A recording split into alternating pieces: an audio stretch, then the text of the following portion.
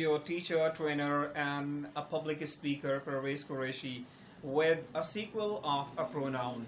In the last lecture, I gave you a lecture on correct and proper arrangement of pronoun as a subject. And today in my lecture, I'm going to, explain how we can actually use the pronoun in a possessive case. Okay so आज जो हम बात करने वाले हैं वो हम बात करेंगे प्रोनाउन के केसेस के बारे में। जो हमारा पहला एक टॉपिक था नाउन प्रोनाउन से ही रिलेटेड, तो उसी प्रोनाउन में हम आज बात करेंगे कि अगर आपके जो प्रोनाउन हैं, ठीक है, उनके पॉजिटिव केसेस हमारे पास मल्टीपल सिचुएशन में आ जाएं तो उनको हम कैसे इस्तेमाल कर सकते हैं।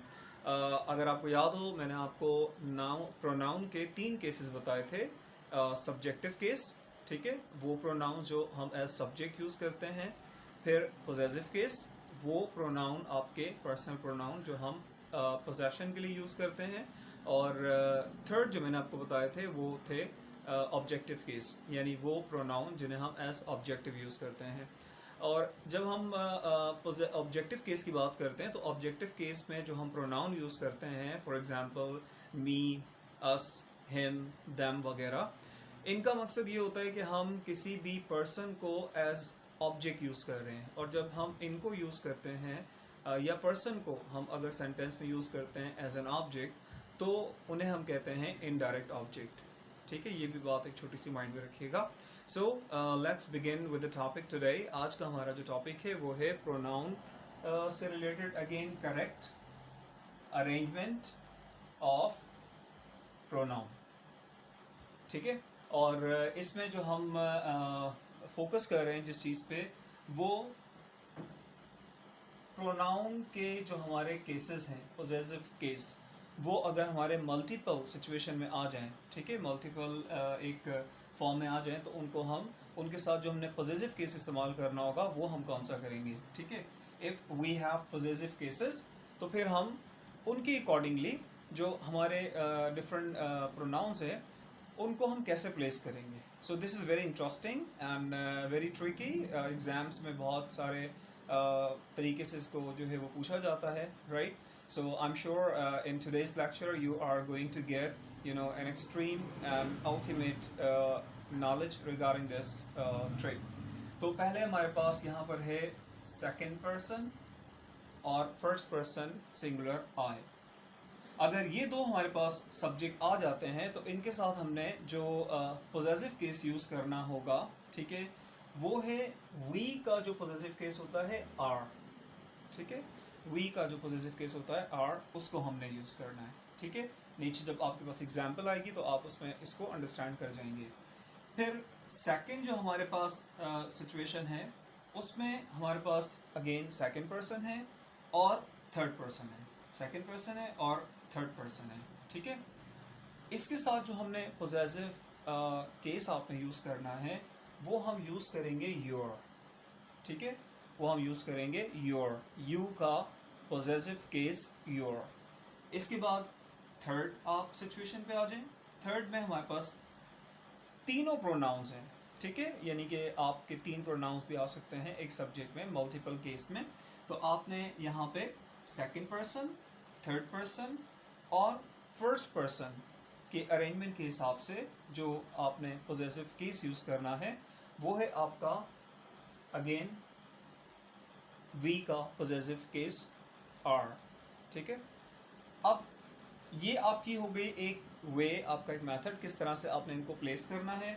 और अब इनकी एग्जाम्पल में आप बहुत अच्छे तरीके से समझ जाएंगे। ठीक है, तो पहली एग्जाम्पल अगर आप यहाँ देखें, ठीक है, एग्जाम्पल नंबर 1। एग्जाम्पल नंबर 1 में हमारे पास यहाँ सेकंड पर्सन है यू और इसके बाद है हमारे पास फर्स्ट पर्सन आई।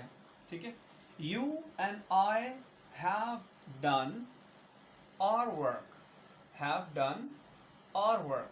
ठीक है, इसको आपने यहाँ देखना है कि हमने इन 2 सब्जेक्ट्स के साथ आर का इस्तेमाल किया है।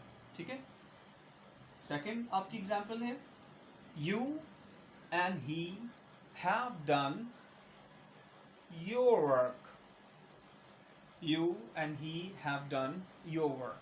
ये काफ़ी थोड़ा सा इन कॉमन सा लगता है, और लेकिन एग्ज़ाम्स में इंट्री में या डिफरेंट और जो आपके कॉम्पिटिटिव एग्ज़ाम्स होते हैं उसमें इनकी प्लेसमेंट को बड़ा माइन्यूटली देखा जाता है और पूछा जाता है, और हम समटाइम इन चीज़ों को बहुत ज़्यादा फॉर ग्रांटेड लेते हैं, इतने ज़्यादा फोकस नहीं करते। तो यही हमारी चीज़ें, हम अक्सर बड़ी बड़ी चीज़ों को एग्ज़ाम्स में देख रहे होते हैं, ठीक है, बड़े बड़े ग्रामर के कॉन्सेप्ट्स होते हैं, लेकिन छोटी छोटी चीज़ों को हम ओवरलुक कर देते हैं, तो जिसकी वजह से हमें अंदाज़ा नहीं हो पाता कि हमने कहाँ मिस्टेक की है।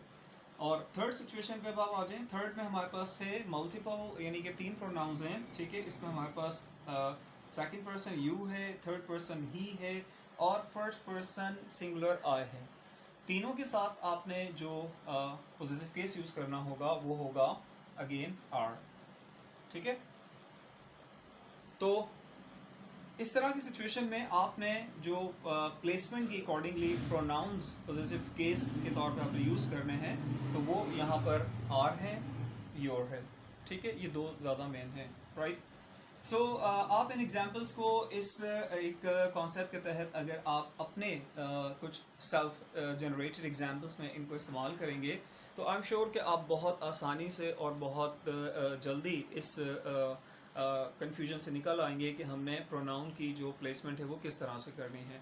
So this is very very important, and as I said earlier कि in most of the time, like, you know, we study, you know, some very serious things and some very, like, you know, great things in a grammar, but we, like, you know, we overcome these small things, ठीक है। छोटी छोटी चीज़ों को हम overlook कर देते हैं, तो हम overlook हमें नहीं करना चाहिए। Obviously everything is important. So आज का जो हमारा ये छोटा सा टॉपिक था वो बहुत बज़ाहिर छोटा लगता है, लेकिन इम्पॉर्टेंट बहुत है, और समझने वाली चीज़ है। आपकी छोटे से एक कॉन्सेप्ट के अकॉर्डिंगली हमने इस चीज़ को समझा है, और आई एम श्योर कि आपको इससे बहुत ज़्यादा हेल्प होगी, और अब आप प्रोनाउन की किसी किस्म की कोई प्लेसमेंट की मिस्टेक्स नहीं करेंगे। So thank you so much for listening and watching my video lesson today, and I'm sure कि आप इसे फ़ायदा ज़रूर लेंगे। And if you people have any question regarding this topic or any other topic, you are most welcome to send me your questions on my WhatsApp, on my YouTube channel, comments or inbox. So I will be more than pleased to address and entertain your questions. So this is me, Parvez Qureshi, signing off with the request to please subscribe, like and share my channel, Zappy Communication.